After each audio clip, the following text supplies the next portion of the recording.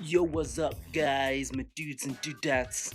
I am DJ for real. I'm gonna be the host, the idol for Splatoon 3 news.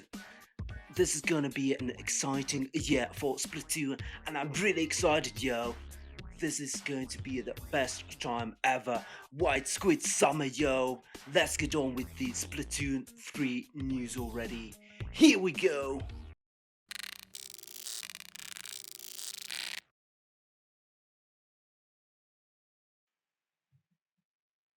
Okay, that intro was embarrassing, and I hate this. I'm wearing a Squirtle hat.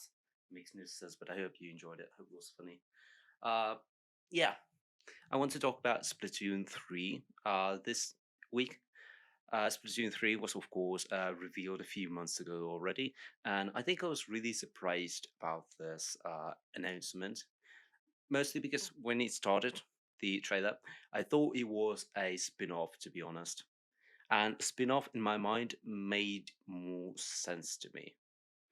I don't really understand like what is the need for Splatoon 3. I understand from like Nintendo's perspective, having Splatoon be a very successful IP and they just want more games on the Splatoon world. But I don't understand also for, a numbered sequel to Splatoon is much more like financially safe than just having a spin-off. I would have rather had a spin-off, but I understand it's more financially safe. But what I don't understand is like from the customer perspective, what is the need for Splatoon 3? There has to be something big, and that's what we are going to talk about. But before that, must mention Nintendo usually does not release many of the same franchise if the franchise is like multiplayer focused. Say Mario Kart, Smash Brothers, or even Animal Crossing to an extent. We don't see many games in that series per console. We usually have just one, with exceptions if there's a gimmick. Like with Mario Kart, we have two Mario Kart games on the Switch at the moment, Mario Kart 8 Deluxe and then Mario Kart Live Circuit. We didn't get Mario Kart 9 because that would eat out the sales of Mario Kart 8, which is doing pretty fine. But we had need for another Mario Kart kinda. We wanted more because 8 was just a port of the Wii U game. So we got Mario Kart Live Home Circuit, which is a game where you get an RC car and you can drive around your house and make your own Mario Kart levels. So that is new. Same with Animal Crossing on the 3DS. We got New Leaf and then we have Happy Home Designer, which is a spin off. So yeah, Nintendo usually does not release many of the multiplayer titles on one console. And then there's also like DLC or updates that you can do to pique interest in those again and to get more people to buy that multiplayer title that you have already released. Not really necessary to make a whole new game. That said, when Splatoon 2 released, it got a lot of criticism because it did not feel like a proper sequel. And that is something I think Nintendo is a bit afraid now. They don't want to have too safe of a game in Splatoon 3. Back in Splatoon 2, they kind of got a pass with being too similar because it was still a new series and it was on a whole new console for a new audience. So it makes sense. But Splatoon 3, I feel like it has to do something different, and that's what we are going to talk about today. What's the new thing going to be? Well, I think one option is that they will have a bigger focus on the single player, the lore and narrative of Splatoon. Splatoon's 1 and 2 already had a great single player campaigns. Splatoon has plenty of lore to build on. The world is very interesting, so it has a lot of potential to be a story driven franchise. And even with Splatoon 2, it got DLC. and that DLC was entirely single player focused with the Octo expansion. And with Splatoon 3, we have seen a bit of a glimpse of the game, a glimpse of the setting of what the world could look like. It's based on the last Splatfest again, which was Order versus Chaos, and Chaos won, so the world looks post apocalyptic in Splatoon 3. Fun facts, Splatoon already was post apocalyptic because humans are dead. But even more post apocalyptic, like Mad Max style of chaos and the world has ended kind of thing. So I was thinking maybe like rebuilding society could be a part of the themes and the narrative of Splatoon 3. And we also see the squid, the inkling character, have a pet salmonid, whatever you call it, and then going around this like Eiffel Tower destroyed. But what is interesting about that part is that it doesn't look as level based as Splatoons 1 and 2, which from a level design perspective were very similar to something like Mario Galaxy 1, where you have these small portions of a level where you have this challenge. When you complete that challenge, you warp to a new set of platforms. Very, very similar to Mario Galaxy, as I said, but this one looks very much open. So people have been speculating about an open world style of Splatoon single player campaign, and that will certainly be a huge change. And I think they might even go with this and take it a step further. So you won't have like level based anymore. It won't be a hub with all of these levels in them like it was in Splatoon 1 and 2, but it's more like a progressing story, and maybe you can replay the chapters after beating the story. Then, like the whole story in general would be the main selling point of Splatoon. Nintendo usually prefers their single player games most of all. They don't have many multiplayer only titles. That's why I only mentioned a few like Mario Kart and Smash Brothers and those Splatoon. So yeah, they would put single player first, and also yeah, there's some multiplayer too. And one small thing that I would love to see in the single player campaign in Splatoon 3 is your ability to wear your own clothes. In Splatoons 1 and 2, you could only like have the hero set. It looks like whatever you see on screen, but you couldn't like change your outfit in the single player campaign. And fashion is very important, and the equipment are very important in the world of Splatoon. So it would be nice to customize your character as well in the single player campaign. On the flip side, of course, you could redo the multiplayer or rework it. There already has been a few like small changes that we have seen from the first trailer. Like you can like choose your own spawn point where you uh, launch into when you start a match. Very Fortnite, but I think there might be a bit more Fortnite than you expect. No, it's not going to be free to play.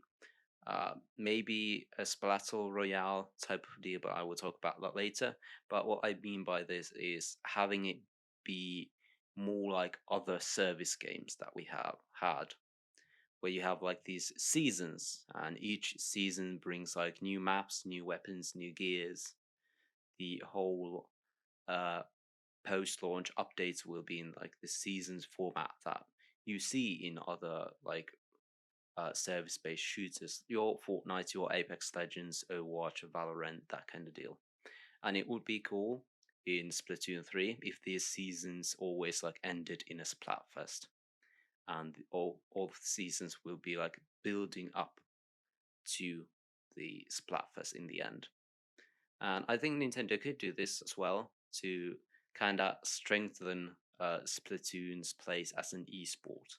Nintendo usually does not care that much about esports. They have the Smash Brothers franchise that is doing very well in the esports scene, but maybe they want to also push Splatoon to be a more esports friendly game. And I could see it with these seasons, definitely. Number three, third thing that I could see them doing is just adding a bunch of new modes. Splatter Royale, first of all, I mentioned Fortnite earlier. You must be thinking about, oh, maybe they will do a Splatoon Battle Royale of some sort. I actually kind of doubt it for a few reasons. Nintendo has done Battle Royale games like Tetris 99, Super Mario 35, and usually when they do, they like to innovate a bit. They don't just like to copy whatever like other people are doing. And second of all, Nintendo has said multiple times that Splatoon is not about the killing. It's not about shooting the other people. It is about shooting the floor and spreading your ink. That's what Splatoon is about. So I don't think Nintendo would want to make a game mode for Splatoon that is all about like killing. That's not very that's not a very Nintendo thing to do. Other modes that they could have are something like have more sports. Splatoon 2 had the American football themed mode in there. I don't remember what it's called, unfortunately. But you could have like football, kind of like Rocket League, maybe, or basketball, hockey, other sports, maybe. Squid racing would be fun to see. Like it's just an obstacle course, and whoever gets to the goal first wins. Could be an interesting option, kind of like Fall Guys, I guess, but with the Splatoon mechanics of moving around would be interesting. There's going to be probably a new co-op thing. I don't think Salmon Run will return because of story reasons. I think Save Out Salmons and the Salmonoid in the Splatoon 3 trailer indicates that Salmonoids or the salmon guys in Splatoon 2 will not be bad guys anymore, kind of like Octolings have been the bad guys in Splatoon 1 and now are more generally accepted in the Splatoon society in Splatoon 2. And I think Salmonoids will kind of have a similar transition, so there will be a new co-op mode, maybe similar to Salmon Run, but different.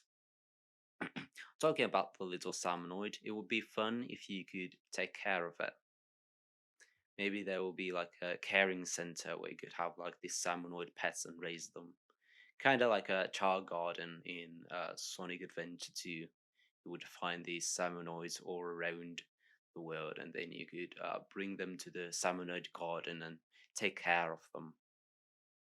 Another mode I was thinking is kind of like a city building thing, where the world has been ruined by chaos, and you need to rebuild the society. So you would like place new shops around town and have the development levels increase, and by whatever you do in the story or whatever you do in the multiplayer, the city would slowly grow. Or maybe that's a new mechanic, I don't know. Okay, fourth thing that I was thinking is they change Splatoon's genre or just add new genres to Splatoon. I think it will, of course, mainly stay as a shooter game, but maybe they could do a bit more with that shooter. Maybe because 1 and 2, Splatoon 1 and 2, both have had like rhythm game sections. So maybe that could play a bigger part in Splatoon 3. Splatoon 1 also had mini games, so maybe you would have like an arcade there in the city. Would be cool to have these new mini games there, and maybe it could tie into the story or the multiplayer somehow. Uh, maybe new modes for the story campaign, like co-op stuff,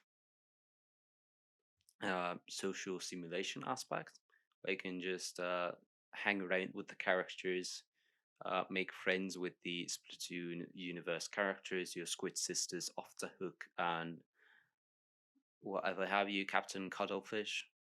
You could have a social simulation aspect, maybe tying into the society development thing.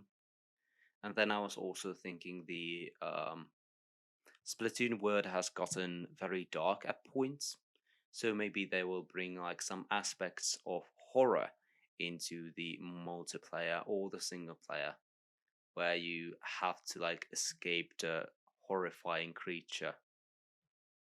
That could be. There is just no doubt in my mind that Splatoon 3 will be in some ways very, very different to Splatoons 1 and 2 because it kind of has to be. And we have already seen a small glimpse of what the game will be, but it's not showing anything that mind blowing yet. And I doubt we will see any of its secrets anytime soon. Maybe E3, but again, I highly doubt it. I think we will get news on it this fall when another big Nintendo Direct comes. But that is all I have to say about Splatoon 3. What do you think will be very much new in Splatoon 3? How it will be different? Let me know in the comments down below. Also, remember to like and subscribe. But most of all, please comment. I want to start a discussion with my videos, so I appreciate comments a lot. But that is all from me this time. I will see you guys next time when I will hopefully have a less embarrassing intro. And I will see you guys just next time. Bye bye.